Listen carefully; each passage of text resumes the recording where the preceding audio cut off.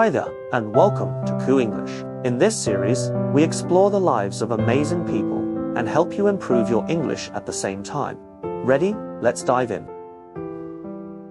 Hermann Hesse, Where a Mind Was Formed. Part 1. Chapter 1. A House of Faith, Books, and Quiet Tension. Hermann Hesse was born on July 2, 1877, in the small town of Kahl, nestled in the Black Forest of southern Germany. At first glance, Kahl appeared peaceful, even idyllic. Narrow streets curved gently along the Nagold River, and the rhythms of daily life moved slowly, shaped by tradition and Protestant values. Yet inside the Hesse household, .com was often deceptive. The house was filled with books, religious devotion, and intellectual ambition, but also with silence, pressure, and emotional distance. Hesse's family belonged to the educated Protestant middle class. His father, Johannes Hesse, worked as a missionary and editor for a religious publishing house. His mother, Marie Gundert, came from a long line of missionaries and scholars. She had spent part of her youth in India, and stories of distant cultures, spiritual devotion, and moral duty filled her imagination. Both parents believed deeply in discipline, faith, and service. From an early age, Hermann was expected to grow into a life of purpose, seriousness, and obedience. Books were everywhere. The family library contained theological texts, travel accounts, and classical literature. Language was respected, ideas were valued, and learning was considered a moral task. Yet affection was restrained. Praise was rare. Emotional expression, especially from children, was often seen as weakness or selfishness. Hermann grew up surrounded by words, but not always understood by them. As a child, he was sensitive and imaginative. He spent long hours reading or wandering alone, watching nature closely. Forests, rivers, and changing seasons seemed to speak to him more gently than adults did. At school, he showed early signs of intelligence, but also stubbornness. He questioned authority, resisted rigid rules, and reacted strongly when he felt misunderstood. The tension between expectation and inner freedom appeared early. His parents hoped he would follow a respectable path, perhaps theology, perhaps scholarship. Hermann, however, already felt divided.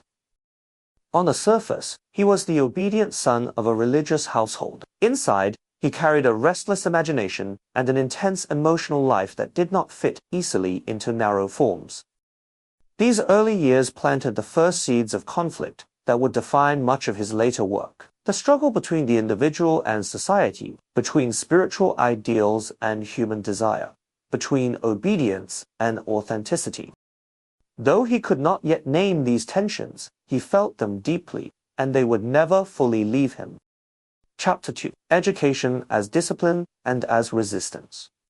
From a young age, Hermann Hesse's education followed a strict and carefully planned path. His parents believed strongly in formal learning, especially classical education, rooted in Latin, Greek, and Protestant theology. At first, Hermann performed well. Teachers noticed his sharp mind and linguistic talent. Success, however, came with pressure. Excellence was not celebrated. It was expected. At the age of 14, Hesse was sent to the Evangelical Theological Seminary at Maulbronn, a prestigious boarding school designed to prepare gifted boys for religious or academic careers. For his family, this was an honor. For Hermann, it soon became a crisis. Life at Maulbronn was rigid and highly controlled. Days were governed by bells, schedules, prayers, and silence. Individuality was discouraged. Obedience was rewarded. For some students, the structure offered security. For Hesse, it felt like imprisonment. His sensitive nature reacted violently to confinement. He suffered from deep loneliness, anxiety, and despair. Within months, his inner resistance grew unbearable. He felt cut off from nature, from creativity, and from his own sense of self. In a dramatic act of rebellion, he ran away from the seminary.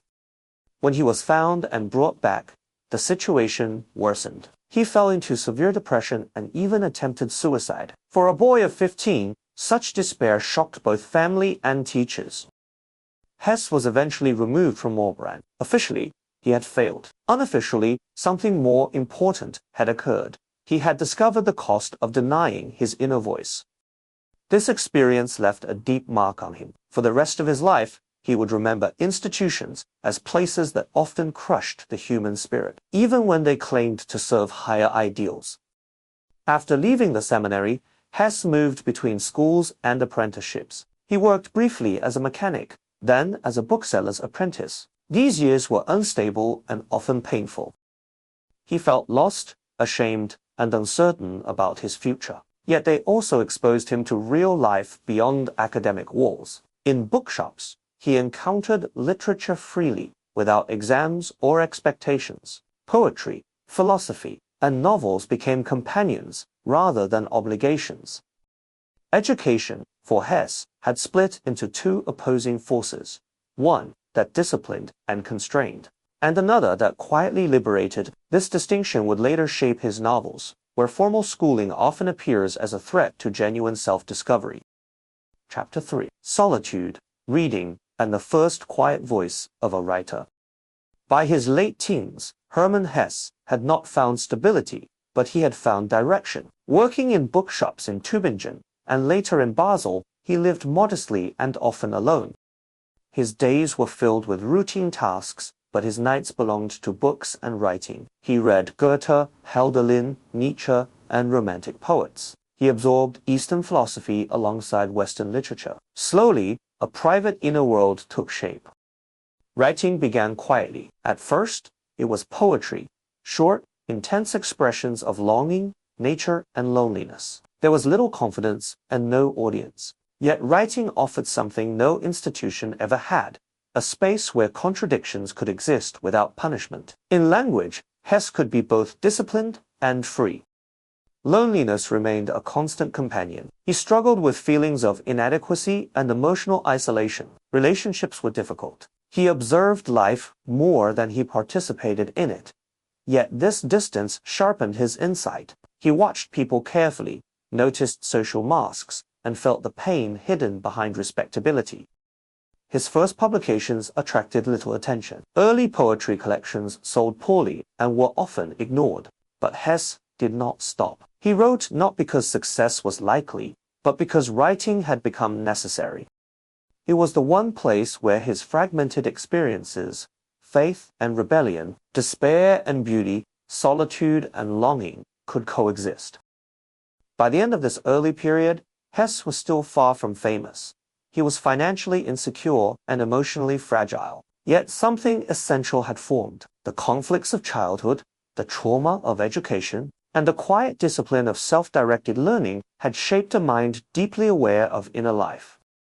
This was only the beginning. The struggles that defined his youth would soon evolve into questions larger than himself, questions about identity, society, and the cost of being true to one's inner voice. In the next part, these questions would grow louder, and Hesse would begin to search not just for expression, but for meaning. Thanks for learning with Ku English. Don't forget to like, share, and subscribe. Until next time.